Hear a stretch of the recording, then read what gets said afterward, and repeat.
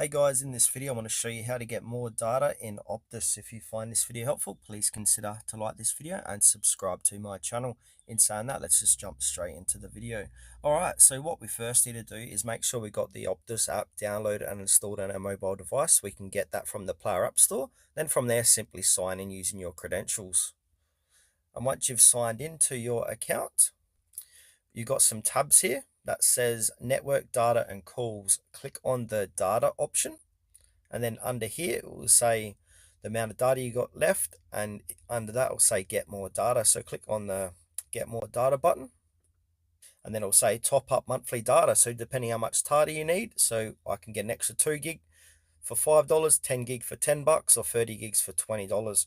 And also they've got if you want an unlimited data day instead, so you can get unlimited data days for up to $5 a day. So you get days of free flowing data applies to this service only. So just depending what service you're using, you might not have this option, but for me, I can get a unlimited data day for like. From here, go ahead and click continue and just follow the prompts.